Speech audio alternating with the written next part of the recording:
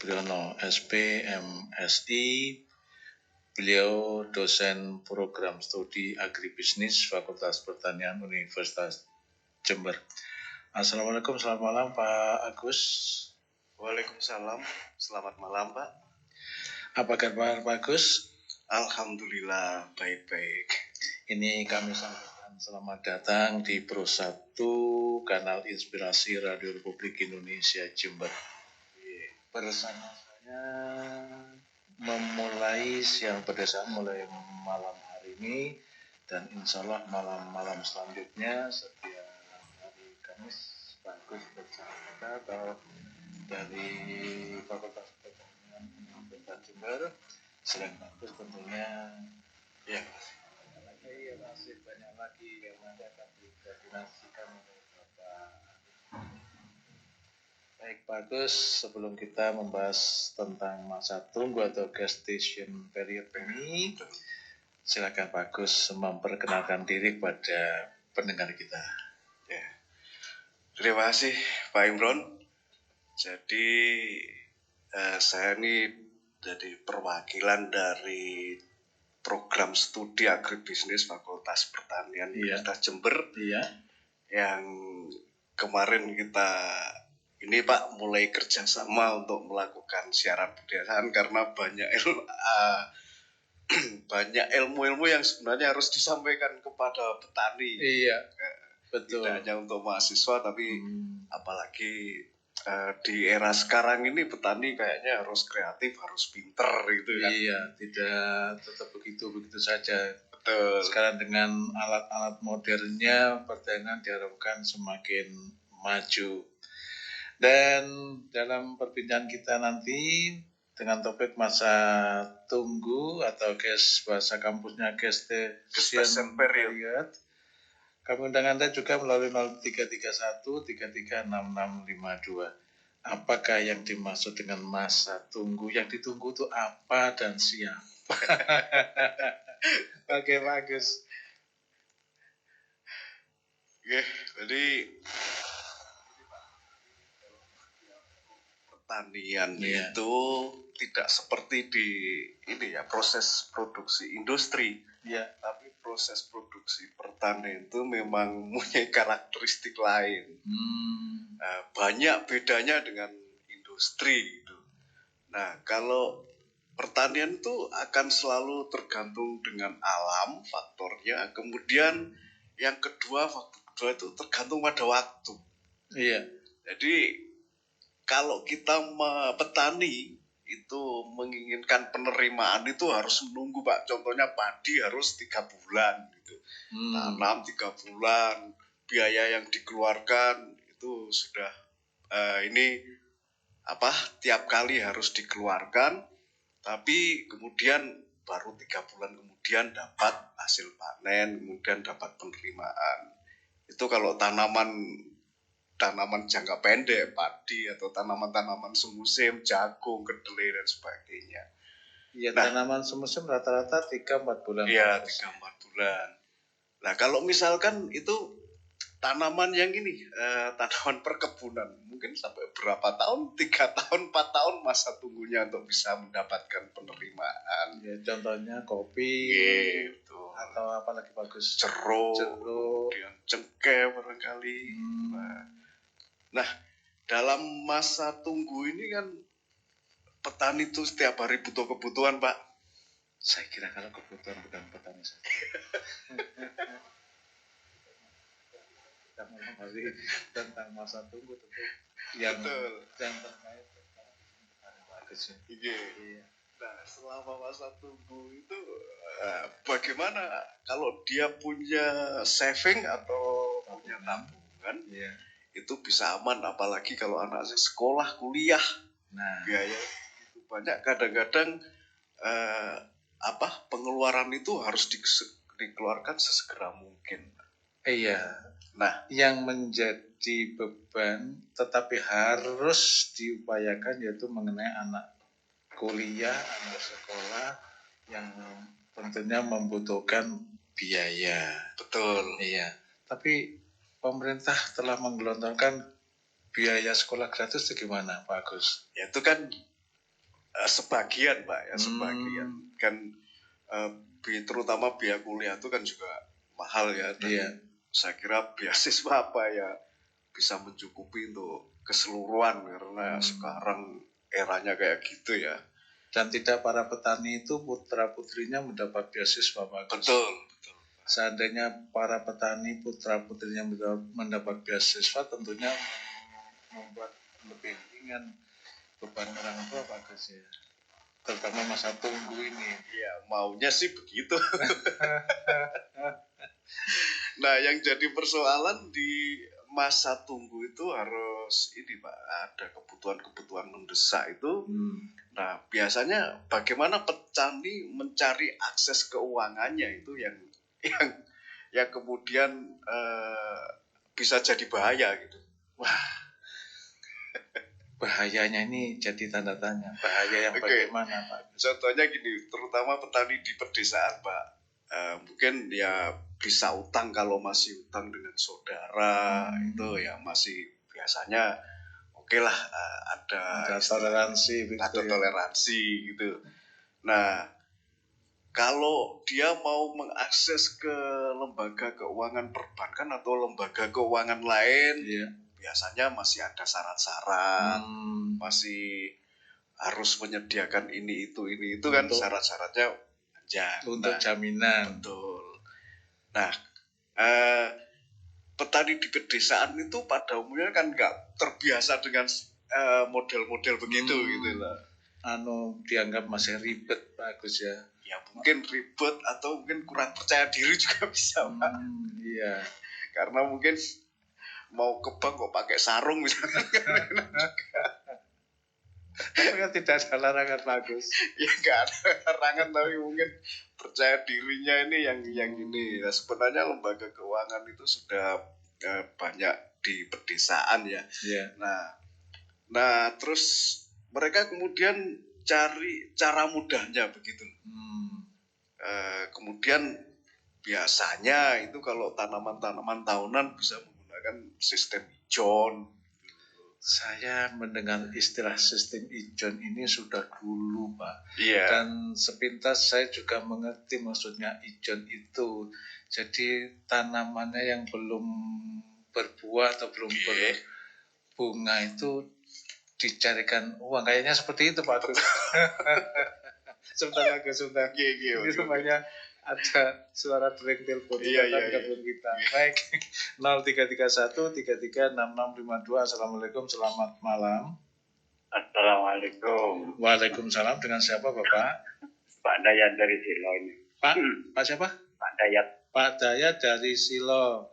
Silakan Pak Dayat. Topik kita malam hari ini masa tunggu panen bersama narasumber Pak Agus Supriyono dari Fakultas Pertanian Universitas Jember. Monggo Pak Dayat. Terima kasih Pak. Ya mungkin untuk menjelaskan petani ini. Terima kasih Pak Agus. Iya Pak. Mungkin begini, yang saya persoalkan itu bukan masalah tanaman. Kenapa saya di kelompok tani sudah aktif, andai dengan PPL setempat itu sudah cukup banyak penyuluhan tentang produksi. Betul. Terus katanya yang jadi permasalahan ini Kok ketawa Pak Dayat? ke perbankan pakai sarung ini. Kalau debat pakai sarung ini. Terima kasih Pak ya. Saya mempermasalahkan begini ini yang sebentar ini. Kalau ke sana pakai sarung. Terima kasih Pak Gus, mudah-mudahan bermanfaat. Saya selaku petani begini, yang jadi permasalahan itu begini Pak Gus. Iya. Sehingga produksi bagus. Saya sekarang tanam lombok. Iya. Lombok. Sehingga yang jadi permasalahan itu kalau sudah pasca panen itu harga yang sudah sulit untuk diatur. Iya. Jadi untuk melalui itu produksinya cukup bagus, per 2 meter persegi itu 17 ton gitu. Oh iya. Yang pernah pakai sampel apa itu milik saya orang Gumuk Emas katanya. Sehingga yang untuk dibahas itu dalam siaran pedesaan itu Ibu Menowo petani bisa dibantu dengan harga setelah panen itu. Jadi benar solusinya itu mohon, kalau petani itu sangat merugi kalau sudah masa panen itu harga sudah ada. Pak, harga Lombok sekarang berapa, Pak? Saya punya saya kemarin malam 5.500 Per kilo. per kilo. 5.500. Iya, ongkos mete itu sudah merupakan kearifan lokal. Sepakat petani 2.000 per kilonya, sehingga saya dapat bagian 3.500. Alhamdulillah. Ya, tapi tidak apalah, mudah-mudahan bermanfaat. Untuk Pak Agus, saya sangat terima kasih. Pak Dayat, dalam masa tunggu apa yang Pak Dayat lakukan? Ya, ini bagi petani apa adanya sudah. Ada adanya, bukan ada apanya ini. Bukan apa adanya, tapi apa adanya sudah. Iya. Terima kasih, mudah-mudahan bermanfaat. Amin. Masalah harga, mudah-mudahan pemerintah bisa mengambil kebijakan kepada petani. Iya. Siapa kalau bukan ya orang-orang yang bijak lah membantu petani. Oke. Harga terus melambung, listrik dan lain-lain. Terima kasih Pak Agus. Kembali. Waalaikumsalam. Dijawab dulu atau buka telepon lagi, Pak Agus? Dijawab dulu ya, Pak. Pak Dayat Mayang. Oke. Jadi sebenarnya kalau kita nanti membahas kenapa kok kalau kita panen kemudian harga jadi murah dan sebagainya, itu masalah mekanisme pasar, Pak, sebenarnya antara penawaran dan permintaan. Iya. Terutama di produk-produk pertanian. Tapi kayaknya untuk masalah ini kita bahas secara khusus nanti di pertemuan ke depan. Iya. Tentang mekanisme pasar pertanian. Sebagai input untuk kita dan kita agendakan nanti bisa dibahas di lain kesempatan. Jadi masalahnya itu masalah harga panen cabai. Betul, Pak. Kalau kali ini kita bahas dulu sebenarnya apa sih yang harus dilakukan ketika masa tunggu itu supaya kita tidak terjatuh. Belum kedaluarsa, Pak. Moga. Baik, 0331336652. Assalamualaikum, selamat malam. Selamat malam, waalaikumsalam. Dengan siapa di sana? Dengan Pak Noval di Merawat. Pak Noval. Iya. Di Merawat. Ring kali. Ya, ring tali. Ya. Oh, iya. Silakan Pak Noval. Kalau saya senang pakai sarung. Ya, karena itu menunjukkan bahwasanya pimpinan gajah itu bagus. Saya tidak mau menyalahkan. Saya itu jangan disebut-sebut gajah itu, karena kita umat Islam kan ciri khas Indonesia sarung.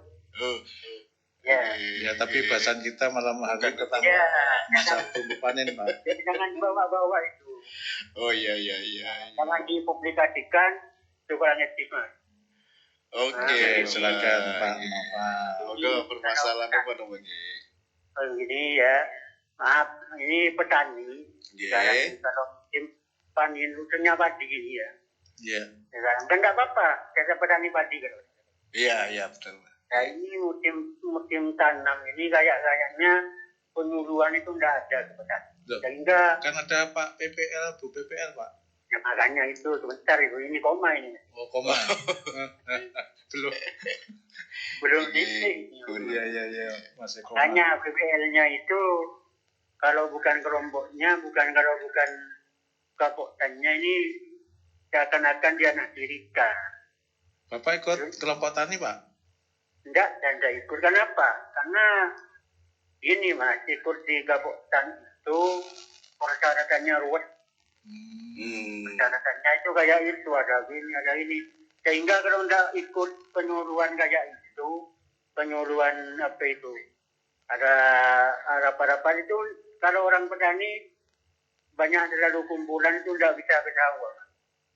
Sehingga itu kerapangannya itu tidak turun itu, nggak potannya itu, keparannya maksudnya.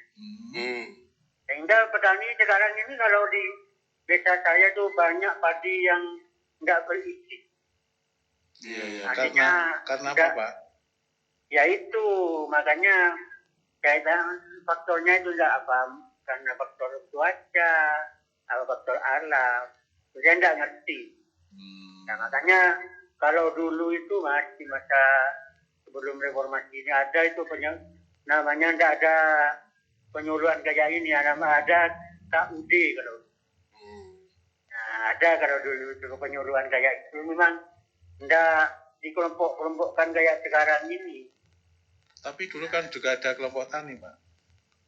Kapan? Dulu sebelum reformasi. Ya, tapi enggak ruwet. Enggak ruwet. Nah, itu sekarang ini bantuan. Kayak bantuan ini Mas lagi ya, ada bantuan benih. Ini bervariatif. Kadang-kadang bayar 10, ada yang bayar 20. Saya enggak ngerti kayak bantuan di pemerintah yuk bayar ini. Nah, ada yang variatif pokoknya, ada yang 20, 30. Jadi kalau ada kesulitan bisa ke Pak Kadesnya dulu untuk ketemu PPN-nya begitu barangkali Pak Noval. Iya betul. Saya sering kok Mas itu berkonsultasi dengan kayak Pak Kades. Tapi ya saya bantu gitu toh. Petani di desa saya ini banyak yang rugi sekarang. Sekarang Pak Noval menanam apa, Pak? Padi. Iya, masa tunggu atau hampir panen, Pak? Sudah panen ini. Oh, sudah panen. Panen kan saya bilang banyak petani di desa saya ini, kata orang Madura itu ngangar, Pak. Ngangar. Kurang isi gitu, Pak? Ya? Tidak berisi fuso gitu, Pak? Iya, artinya kempes cuma tidak ada bijinya, Cuma butirannya itu ada, cuma berdiri, tidak nunduk. Gitu. Sombong, Pak ya? Ya sombong. Sombong itu. Dan itu banyak. Ya. Juga kita mencapai kok. Kalau padi yang sopan kan menunduk, Pak. Makanya saya cari yang nunduk-nunduk ini. Nah, ya betul itu, Pak. Betul. Cukup, Pak Noval? Ya, cukup aja pemberitahuan bahwasanya itu kayak itu kondisinya petani. Oke. Terima kasih semuanya. Waalaikumsalam. Tapi kalau ikut anggota kelompok tani katanya bapak penyuluh ini lebih apa ya, lebih kompak, lebih hasil panennya itu kan sudah dirembuk gitu ya. Tapi ya mudah-mudahan Pak Noval tidak putus asa dengan keadaan seperti itu ya, yang padinya tumbuh sombong gitu. Tidak betul. Moga bagus. Nah ini Pak, sebenarnya kayak fungsi kelompok tani atau mungkin lembaga-lembaga lain di masyarakatan itu bisa untuk mengatasi untuk mengisi di masa tunggu ini. Contohnya kalau ada kebutuhan yang mendesak gitu ya. Mungkin di kelompok tani itu istilahnya dikembangkan mikro misalkan atau arisan dan sebagainya untuk menumpuk istilahnya saving di sana. Kemudian ketika petani itu misalkan harus sekolahkan anak, harus bayar SPP dan sebagainya, mungkin untuk keperluan lain. Lembaga-lembaga kelompok tani itu bagus digunakan untuk itu, dan kelompok-kelompok tani yang berkembang bagus memang melakukan hal ini gitu. Dan satu hal sebenarnya ada lembaga-lembaga di masyarakat yang sudah berkembang yang bisa digunakan untuk mengatasi hal ini. Contohnya untuk ibu-ibu PKK itu kan ada simpanan biasanya, Pak. Kemudian yang terbaru itu malah ada yang bagus lembaganya itu rukun kematian itu malah istilahnya di sana bisa dikembangkan model arisan begitu. Kemudian kita bisa mengakses dana dan itu malah trust atau kepercayaannya bagus, karena kalau kita menggunakan dan mengembalikan kan takut kualat. Nah, jadi di sini adalah ada memang masa tunggu itu, dan itu selalu jadi masalah bagaimana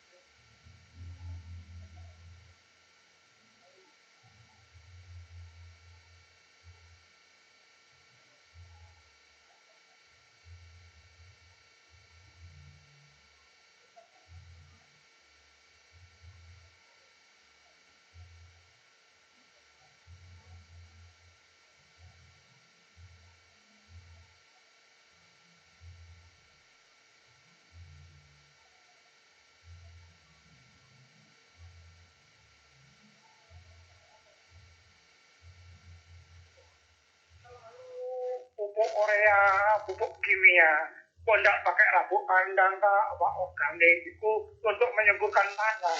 Ini banyak yang subur, banyak yang mati, itu gitu loh. Permasalahan gitu, kekurangan air sedikit, loyo, kebanyakan air, permasalahan. Saya sudah berapa tahun pertanian ini, capek juga ya, tidak itu lah. Hari saya kok pinjaman uang gitu. Jadi saya Pak. Gimana cara menyembuhkan tanah seperti galeng-galengku jangan sampai dihabiskan rumput-rumputnya untuk jaga hampa dan gitu ya Pak ya. Yang penting mutu pertanian ini bukan harga mahalnya masalah barang. Mutu itu bisa gimana cara aku bisa mencapai sampai aku di atas 10 ton gitu loh. Iya. Nah itu.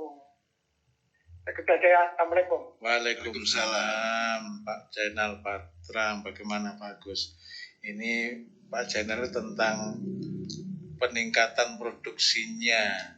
Kalau biasanya 1 hektar tuh menghasilkan 4 ton, bagaimana peningkatan produksinya bisa mencapai sekitar 10 ton begitu kurang lebih Pak Agus? Betul Pak, jadi penelitian di bidang pertanian itu kan selalu terus digiatkan ya, baik di lembaga penelitian maupun di universitas ya.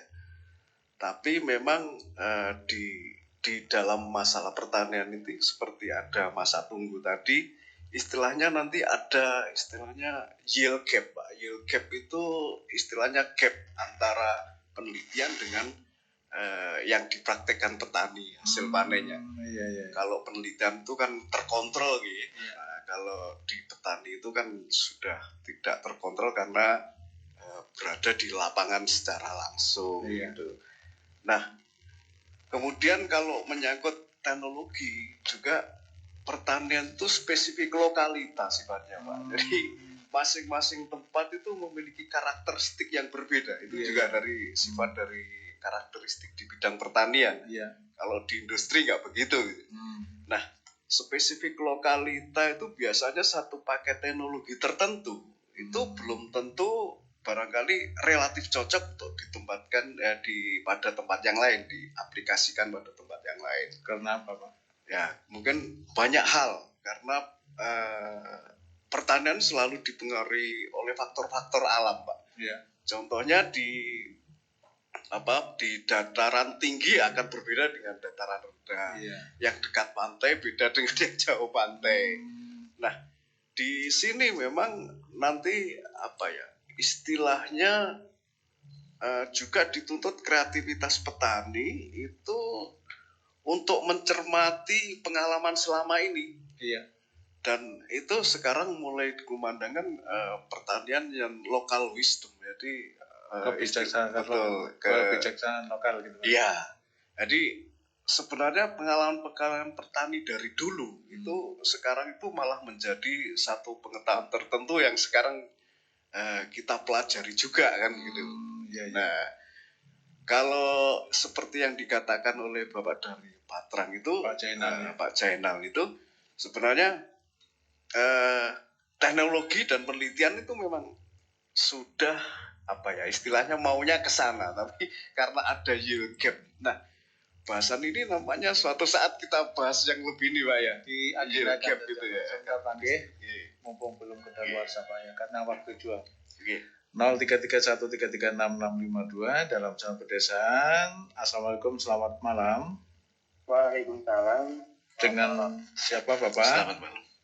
Dengan Pak Gandu yang ditumpeng rupanya. Pak Gandu, apa kabar? Saya barusan sudah mengira saya bilang gini ketawa duluan. Pak Gandu. Apa kabarnya? Kabarnya sih baik-baik aja. Nggih. Pembahasan kita malam hari ini tentang masa tunggu panen. Apa yang Pak Gandu lakukan dalam masa tunggu panen ini? Kalau saya sendiri masa tunggu panen pernah, kalau padi memang seperti itu ya. Iya. Yang masa tunggu panen itu kadang-kadang lain daripada tanam padi. Seperti contoh katanya Pak Rektor ya. Pak dosen, Pak Agus, Pak. Dosen ya. Itu perkebunan. Ya, betul. Ada satu hal pertanian itu yang nunggu masa tunggu itu tanam tembakau itu. Tanam tembakau. Nah, tanam tembakau itu posisinya juga lama juga itu waktunya. Betul, Pak. Nggak sama dengan padi.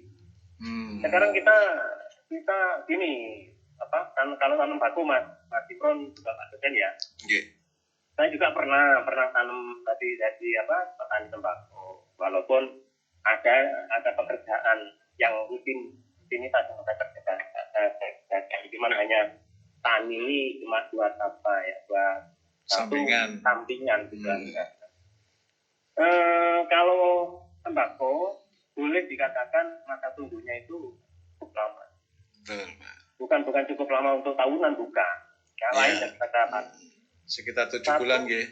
Satu kita nyewa tanah, nyewa lahan. Itu yang punya lahan itu tidak mungkin mau kalau nggak dibayar duluan. Iya, betul. Ya, harus kita bayar duluan. Misalnya sekarang per hektar bisa 10 juta atau 9 juta, kita bayar duluan. Padahal kita belum tanam itu. Tuh. Ya, jadi kita nunggu pembibitan dulu. Iya. Jadi tunggu pembibitan selama 2 bulan, baru kita tanam. Ditanam itu bisa 3 bulan 10 hari, bahkan nyampe 110 hari baru panen ya. Baru panen kita keringkan di gudang. Minimal kurang lebih 1 bulan, itu sudah berapa bulan? 4 bulan. 4 bulan, 5 bulan, bahkan sampai 6 bulan. Iya, Pak. Nah, seperti itu. Jadi lain daripada yang tanam padi kalau masa tunggu. Pernah saya kerjasama dengan Kang waktu itu. Iya. Tapi alhamdulillah. Nggak pakai sarung tapi ya. Nggak usah dibahas itu, nanti di belakang aja malah ini lagi nanti itu ya. Karena ada mungkin terlalu panasnya dengan Pak Gandu. Iya? Nah, saya ingin dengar cerita Pak Gandu dalam masa menunggu itu. Apa yang Pak Gandu lakukan, atau mungkin teman atau tetangga yang sama keadaannya dengan Mas Gandu? Kalau saya sendiri, Mas Imron, terang saja dengan masa tunggu saya kan punya rutinitas pekerjaan. Iya. Mas Imron sudah tahu itu kan? Iya. Tapi ya lain dari saya. Iya. Kalau lain dari saya, kadang-kadang istrinya ke sawah, suaminya bisa ngoli lagi, ngoli yang lain. Kalau saya, ya inilah, Mas Imron tahu sendiri. Iya, selain Mas Gandu disiasati dengan cara ngoli, Pak, Mas Gandu. Iya, dengan wali yang ya sama-sama tanaman tembakau itu. Iya. Seperti itu Mas Indro. Jadi satu hal ini ada sedikit waktu. Iya. Menanggapi masalah barusan Pak siapa barusan itu? Bagus ya Pak. Iya. Iya. Yang telepon barusan itu? Pak Jainal. Oh Pak Jainal. Kan ya? Ya Pak Jainal. Itu bagus sekali tanggapannya karena apa? Kalau masalah harga itu tanaman apapun, ya, bukan hanya padi. Tanaman apalagi tanaman palawija, Mas Imron. Ya, cabai contohnya. Cabai contohnya, tomat contohnya ya. Kalau saya pribadi ya, itu terserah yang di atas. Kalau masalah harga, kita walaupun merengek-rengek kepada pemerintah, ya tidak mungkin lah ya orang yang beli itu masyarakat. Ya, tidak mungkin. Kadang-kadang kalau memang ada seperti itu nanti di daerah lain itu memang panen raya gitu loh. Oh, seperti itu. Seperti itu Mas Imron. Mengimbas ke daerah yang tidak panen raya, Pak Gandu. Betul. Yang diketakuti petani-petani cabai, juga tomat, dan itu daerah Brebes. Daerah Brebes. Daerah Jawa Tengah sana. Di sana itu satu kabupaten bisa tanam palawija gitu loh, Mas Imron. Oh, bagus tahu. Oleh karena itu, saya pengalaman dari teman-teman kalau mau tanam seperti itu, ini lihat di Google atau survei dulu ke luar daerah, Mas Imron. Survei dulu. Iya. Survei dulu ke luar daerah. Contoh kemarin, saya ini nggak tanam palawija ini, Mas Imron.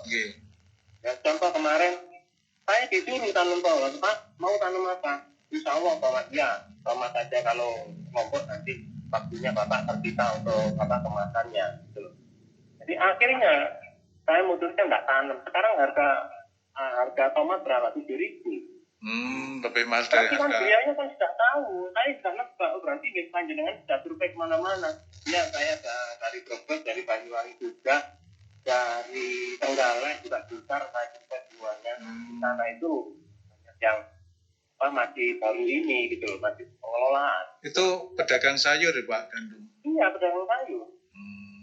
Petani juga itu. Oh gitu iya. Jadi intinya seperti itu. Jadi kalau masalah harga itu kita serahkan kepada yang di atas, yang mengatur rezeki kita. Tapi yang lebih utama, hasil untuk panen itu, tanaman kita itu berhasil bagus kualitasnya, itu sudah berhasil Mas Imron. Iya, kualitas bagus. Gitu loh. Kalau masalah rezeki enggak sama Mas Imron, rezeki saya dengan Mas Imron dia beda kan? Oh beda. Lebih banyak Mas Gandu. Saya dengan Pak Dosen pun juga beda. Pak Dosen minggu bulan itu saya hadiah. Itu aja saya barangkali ada ketawanya, kita mohon maaf. Sama-sama Pak Gandu. Sharing ini Mas Imron ya. Saya senang kalau. Makasih Mas Imron. Assalamualaikum. Waalaikumsalam. Pak Gandu ini perajin, Mbak. Oh gitu. Tapi juga bertani. Gitu. Jadi Pak Gandu bisa cerita.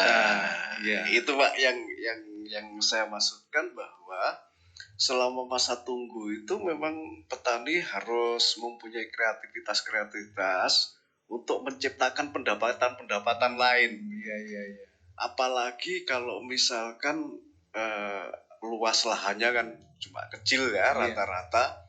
Nah, untuk menutup itu harus ada kreativitas lain, mungkin ke agroindustri atau kerajinan tadi atau ini. Dan kemudian kan kita tidak perlu malu apa yang dilakukan oleh Mas Gandu tadi ketika satu itu ngoli. Nah, itu iya, tidak perlu malu itu ya. Memang seharusnya ada diversifikasi pendapatan gitu. Itu yang dan itu masalah petani di Indonesia kok. Iya. Kalau petani di luar negeri itu beda. Kalau di Australia itu disebut petani itu kalau dia punya lahan 2.000 hektar kan. Wah.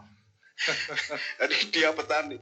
Kalau di Thailand itu rata-rata 5 hektar, tapi kalau di kita itu kan di bawah 1 hektar mungkin Iya. 0,5, 0,7, nggak mungkin untuk menutupi seluruh kebutuhan yang ada, Iya. apalagi ada gestation period itu.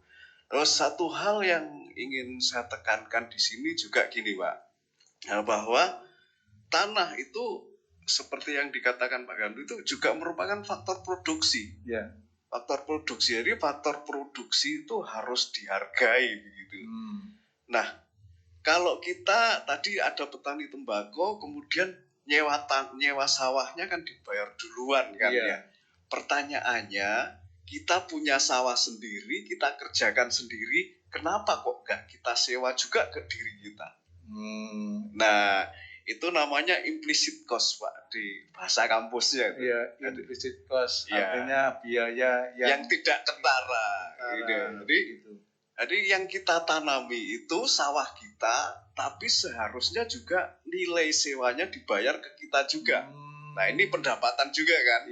Nah, terus kedua, ketika kita melakukan pekerjaan di sawah, walaupun tenaga kita sendiri, tenaga keluarga kita sendiri, kemudian di sawah kita sendiri, semestinya kan juga harus digaji kita.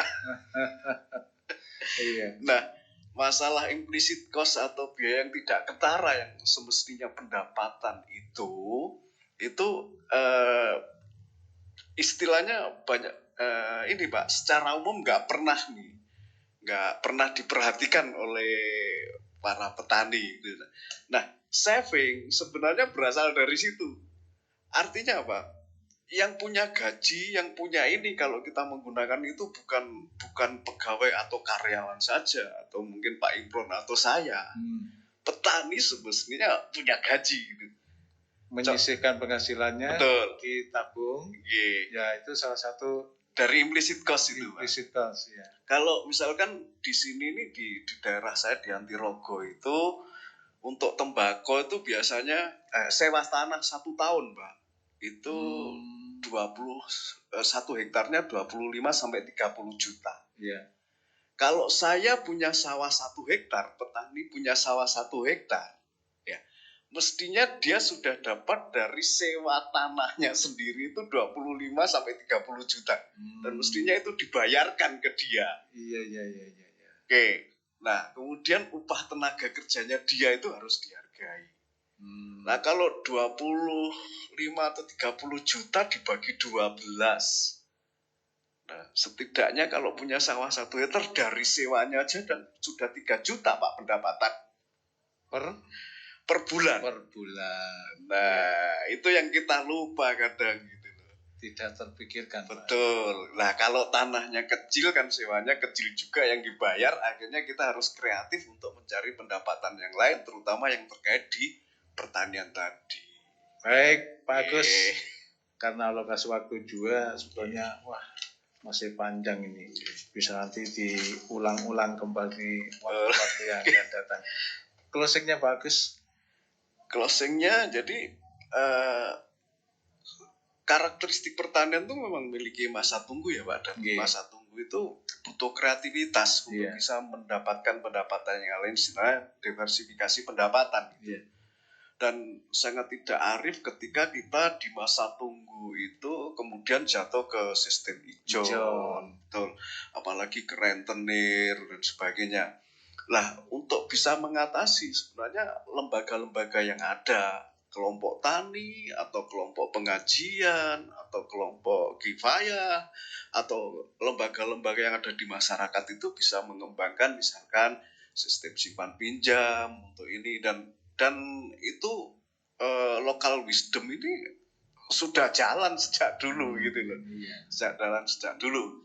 Nah, kalau ada pihak yang memperhatikan untuk memberikan istilahnya dorongan istilahnya modal untuk bisa diputar di sana, itu alangkah lebih bagus. Terutama di kelompok tani juga harus mengembangkan model-model kredit mikro itu, karena semakin lama zaman ini kan kebutuhan semakin ini Pak ya, kompleks banget. Berarti gitu loh. Kelompok tani juga boleh mendirikan koperasi Pak. Boleh aja Pak. Koperasi mikro maksudnya. Iya betul. Terutama dari bawah ya. Kalau dari atas itu memang yang diurusi banyak ya. Iya. Jadi dari bottom up itu dari bawah. Dan itu sudah banyak dikembangkan di kelompok-kelompok tani kok. Iya. Kelompok tani yang sudah maju-maju, iya. tingkat-tingkat maju itu sudah mengembangkan seperti itu. Nah, sehingga bisa mencukupi dari perputaran pendanaan yang ada, simpan, pinjam, simpan, pinjam untuk ini. Jadi masa tunggu pun tidak terlalu Betul, terasa. Nah, kayaknya harus hadir. Baik, terima kasih Pak Agus. Semoga apa yang kita perbincangkan ini bermanfaat, menambah pengetahuan, menambah wawasan bagi kita. Dan akhirnya saya Imron, Pak Agus Supriyono dari Fakultas Pertanian Universitas Jember menyampaikan terima kasih atas kebersamaan kita. Dan saya dan segala genap kerabat kerja yang berterus mendiri, insya Allah jumpa kembali di lain kesempatan. Selamat malam, sampai jumpa. Assalamualaikum warahmatullahi wabarakatuh. Waalaikumsalam warahmatullahi wabarakatuh.